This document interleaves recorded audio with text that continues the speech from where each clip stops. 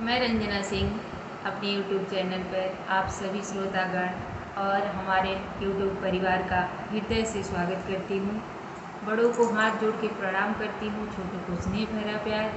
आज मैं एक बहुत ही सुंदर, बहुत ही मार्मिक सीता जी का कजरी गीत लेकर आई हूँ। जब सीता जी का हरण हो जाता है तब भगवान श्री राम हनुमान जी से बोल रहे हैं कि इस काली घटा छाई हुई है, बादल छाई हुई है, काली रात है, इस विकट परिस्थिति में मेरी सीता कहाँ होगी? तुम पता लगाओ हनुमान, मेरी सीता किस हाल में होगी। बस वही वर्णन मैं गीत के माध्यम से, कजरी गीत के माध्यम से प्रस्तुत करने जा रही हूँ। अगर आप लोगों को थोड़ा सा भी अच्छा लगे तो मेरे वीडियो को लाइक कीजिएगा, शेयर कीजिएगा।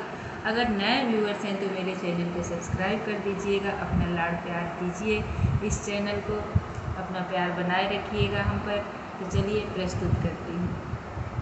हनुमंत खोज कर मोरी जान की, कुछ ना मिले खबरिया हो। हनुमंत खोज कर मोरी जान की, कुछ ना मिले खबरिया हो।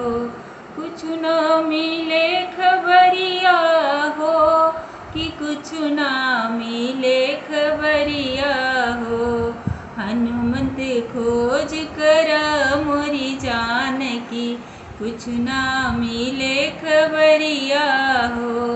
भटकत सिया मोरा रोवत हुई है, भटकत सिया मोरा रोवत हुई है, रोवत हुई है हनुमंत बिलखत हुई है, रोवत हुई है हनुमत बिलखत हुई है, बिलखत हुई है, हृदय से अकुलात हुई है। हनुमंत खोज कौन खबरिया ना, हनुमंत खोज मोरी जान की, कुछ ना मिले खबरिया हो। हनुमंत कहाँ होई है मोरी जान की, कुछ ना मिले खबरिया हो। हनुमंत किस हाल में हुई है मोरी जान की, कुछ ना मिले खबरिया हो। कुछ ना मिले खबरिया हो। कहाँ कवन हाल में हुई है, कहाँ कवन हाल में हुई है, घेरी घेरी बरसे बदरिया ना, घेरी घेरी बरसे बदरिया ना। हनुमंत खोज कर मोरी जान की, कहाँ हुई है मोरी सीता ना। हनुमंत खोज कर मोरी जान की, कुछ ना मिले खबरिया हो। कुछ ना मिले खबरिया हो, कि कुछ ना मिले खबरिया हो। राम बिलाप देखी बोले हनुमंत, राम बिलाप देखी बोले हनुमंत, हम ले आइब संदेशवाना, कि हम प्रभु ले आइब संदेशवाना।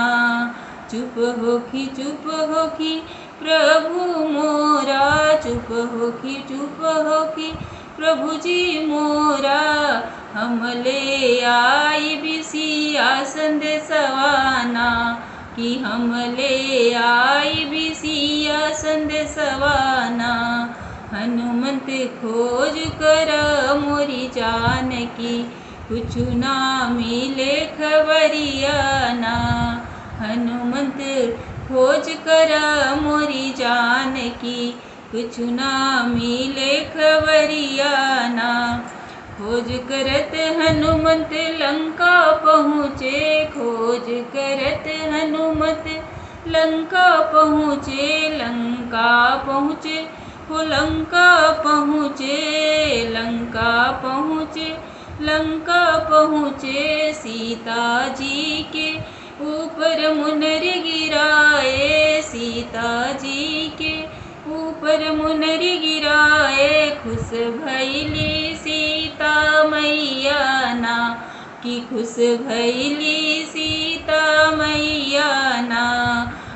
मोरे राम के मिल गईल खबरिया, अब मोरे राम के मिल गईल खबरिया, अब त रावण विध्वंसवा होई है ना, अब त रावण विध्वंसवा होई है ना।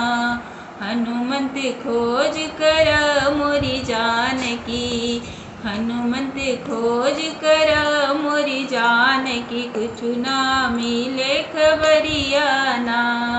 हनुमंत खोज कर मोरी जानकी, कुछु ना मिले खबरिया ना, कुछु ना मिले खबरिया ना, कि कुछु हो मिले खबरिया ना।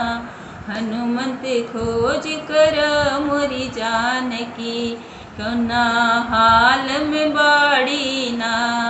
हनुमंत खोज कर मोरी जानकी, ऊ कवन हाल में हुई है ना।